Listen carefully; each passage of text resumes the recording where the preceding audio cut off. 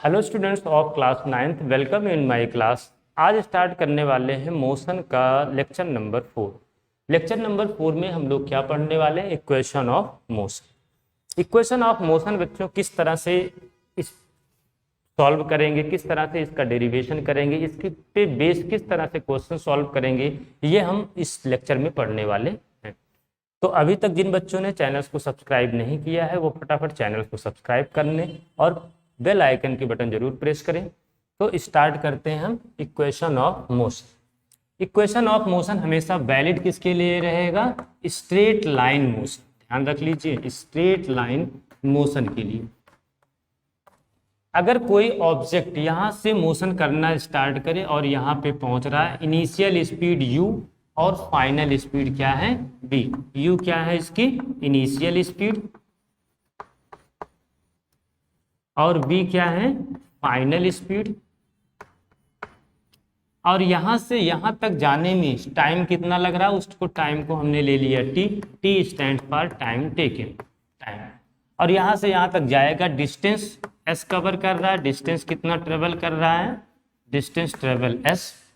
और कितने एक्सीलरेशन से यहां जा रहा है? सपोज हमने कर लिया a एक्सीलरेशन से जा रहा है। तो इसमें u v t s a, इसमें जो रिलेशन होगा, इनमें आपस में एक रिलेशन बना लीजिए फॉर स्ट्रेट लाइन मोशन, तो वही हमारा क्या कहलाता है? Equation of motion. तो सबसे पहले इन तीनों में, इन सभी में एक रिलेशन दिया गया। वो रिलेशन क्या था? पहला relation v equals to u plus a t. दूसरा रिलेशन था हमारे पास s equals to u t plus half a t square. और थर्ड रिलेशन यहाँ से हमें मिला v square equals to u square plus 2as। तो ये रिलेशन थे।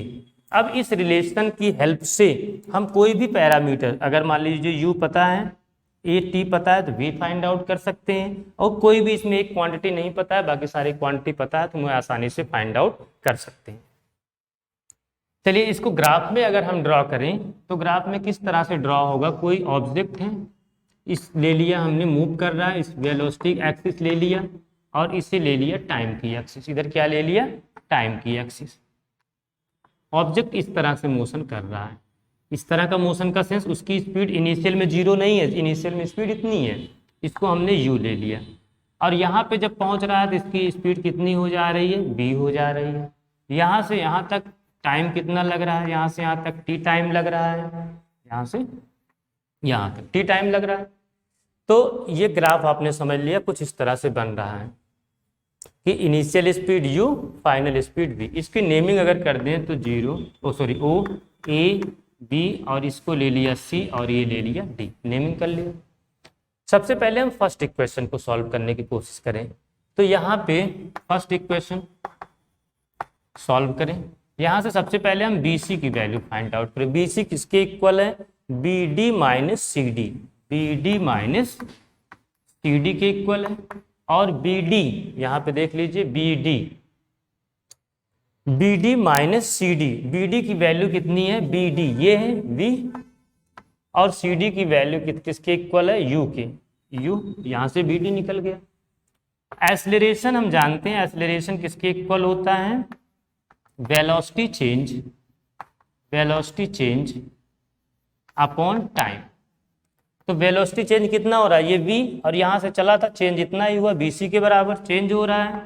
अपॉन टाइम कितना लग रहा? od। तो वैल्यू पुट कर दीजिए। एक्सेलरेशन को a से डिनोट करते हैं, v माइनस यू, bc की वैल्यू, और यहाँ से यहाँ तक का टाइम कितना लग रहा है? t।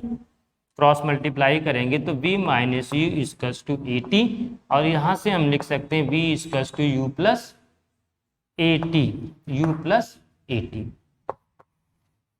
तो ये फर्स्ट इक्वेशन हम ड्राइव कर लिया हम लोगों ने कि v equals to u plus a t. Clear है सभी को? इसे नोट करें। इसके बाद देखते हैं next second equation.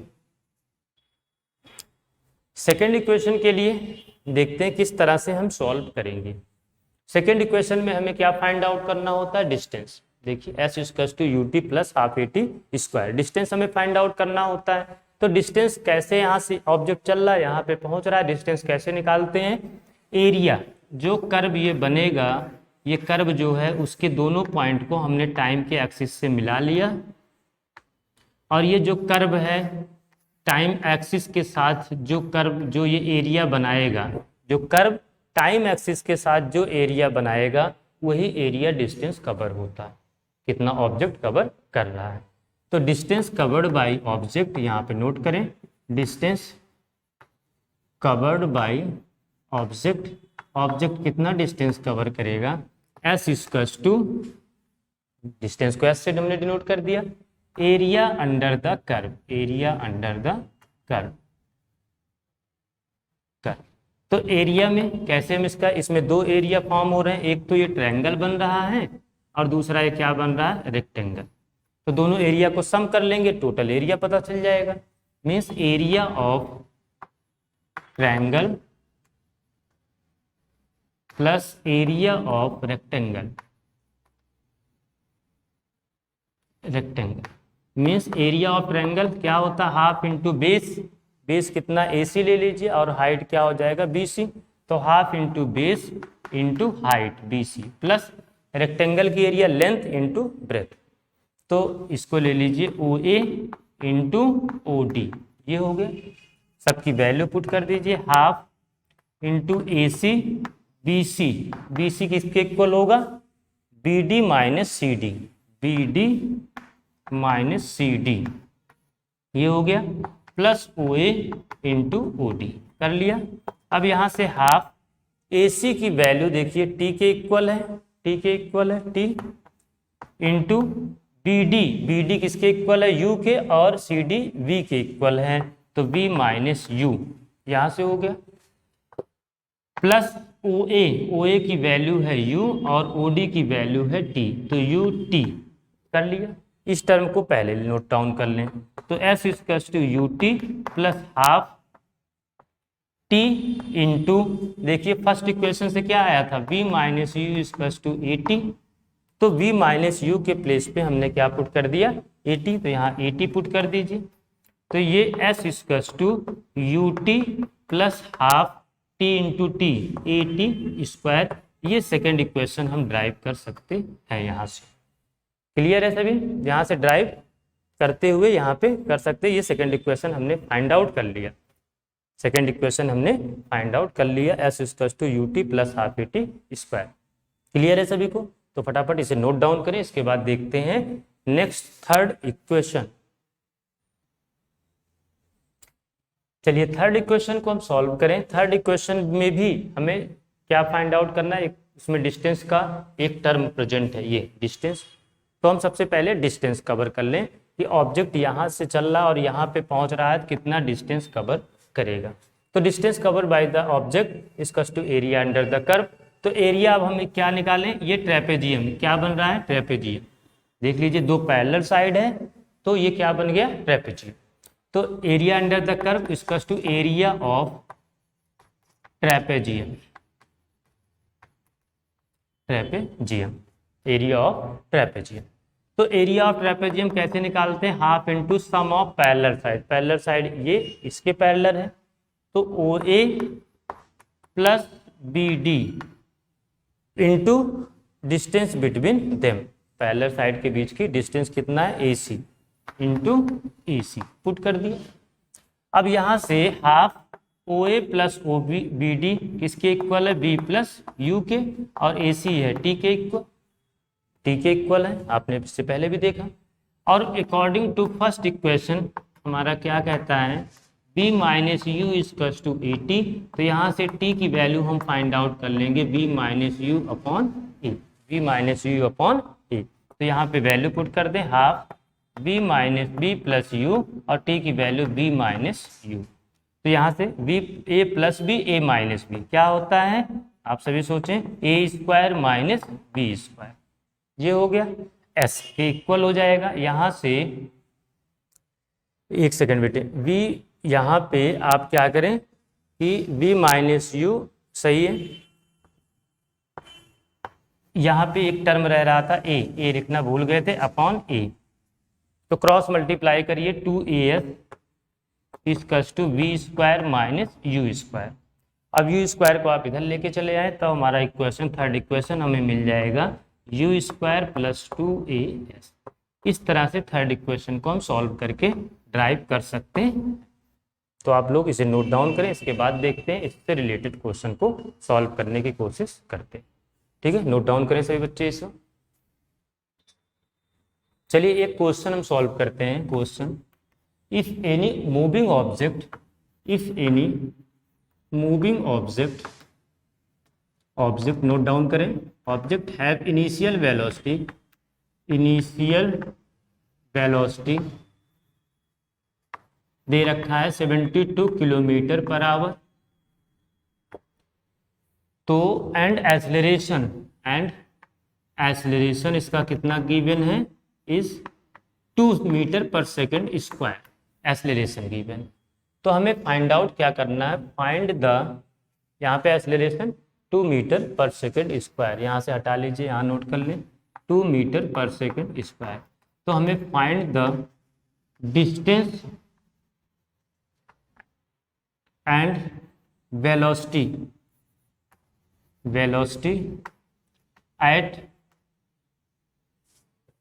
After 5 second, after 5 second, 5 second के बाद इसकी हमें स्पीड और डिस्टेंस कितना कवर करेगा ये फाइंड आउट करना है। तो स्पीड के लिए तो हम जानते हैं v equals to u plus AT, ये क्योंकि हमें पता है क्या क्या गिवन है क्वेश्चन में, u गिवन है 72 किलोमीटर पर आवर, तो इसमें मीटर पर सेकंड में बना 72 इंटू 1000 अपॉन 3600, ये हो जाएगा मीटर पर सेकंड, क्योंकि किलो आवर को हमने सेकंड में बना लिया, किलोमीटर को मीटर में कन्वर्ट कर लिया। तो इसे जब कट करेंगे तो ये 36 2 जा 72 20 मीटर पर सेकेंड। तो इनिशियल स्पीड दे रखा है, एक्सेलरेशन गिवन है 2 मीटर पर सेकेंड स्क्वायर, टाइम गिवन है 5 सेकेंड का। तो according to first equation v equals to u plus AT, यहाँ से v हम फाइंड आउट कर सकते हैं u 20 और एक 2 है और टाइम है 5, तो कितना आ जाएगा 20 प्लस 10, ये हो जाएगा 30 मीटर पर सेकेंड। ये तो स्पीड निकल गई कि 5 सेकेंड के बाद स्पीड कितना होगा 30 मीटर पर सेकेंड। अब हमें फाइंड आउट करना है डिस्टेंस कि 5 सेकेंड में डिस्टेंस कितना कवर करेगा। तो डिस्टेंस देखो यहाँ पे भी यहाँ पे भी है, दोनों इक्वेशन से हम फाइंड आउट कर सकते हैं। चलिए हमने सेकंड अगर इक्वेशन लेते हैं बाय यूजिंग सेकंड इक्वेशन, अगर सेकंड इक्वेशन से हम फाइंड आउट करें तो सेकंड इक्वेशन क्या है, s equals to ut plus half AT square. तो s इक्वल्स टू u की वैल्यू पुट करिए, कितना है 20, टाइम है 5 प्लस हाफ एक्सेलरेशन है 2 और 5 का स्क्वायर करेंगे टाइम का स्क्वायर तो 25, ये इससे कैंसिल आउट हो जाएगा, यहाँ से आ जाएगा 100 प्लस 25, तो s इक्वल्स टू 125 मीटर ये होगा। तो यहाँ तक सभी बच्चे समझ गए होंगे, जो यहाँ से तीनों इक्वेशन का यूज करके किस तरह से हम न्यूमेरिकल सॉल्व करते हैं और किस तरह से इस इक्वेशन को ड्राइव करते हैं। आज का ये हमारा टॉपिक था। तो अब इसको अच्छे से और प्रैक्टिस, कंटिन्यू प्रैक्टिस इसमें होनी चाहिए, तभी न्यूमेरिकल सॉल्व होते हैं। ऐसा नहीं कि एक दिन आप कई घंटों तक पढ़ाई कर लें उसके बाद फिर पढ़ाई ना करें, नहीं, आपको कंटिन्यू प्रैक्टिस की रिक्वायरमेंट होती है, तब जाके न्यूमेरिकल्स आसानी से इजी मेथड से सॉल्व हो जाते हैं, प्रैक्टिस से ही हमें आएगा। तो इसलिए बच्चों सभी कंटिन्यू पढ़ाई करें, लगातार करें, और ऐसा नहीं कि एक दिन आपने कई घंटों तक पढ़ाई कर लिया फिर अगले दिन आप छुट्टी कर ले, नहीं, आपको कंटिन्यू पढ़ाई करना पड़ेगा, तब जाके ये समझ में आएगा। चलिए यहाँ तक। अब इसके बाद के लेक्चर में हम लोग देखेंगे uniform circular motion, uniform circular motion और उसके न्यूमेरिकल किस तरह से सॉल्व करेंगे, और उसी लेक्चर्स में हम कुछ और न्यूमेरिकल सॉल्व कराएंगे जो प्रीवियस के फार्मूले हैं, इसके बेस पे कुछ और न्यूमेरिकल्स को सॉल्व कराएंगे। तो तब तक बच्चों आप सभी अच्छे से पढ़ते रहें और क्वेश्चन पे प्रैक्टिस जरूर करें, लगातार प्रैक्टिस जरूर करें। चलिए।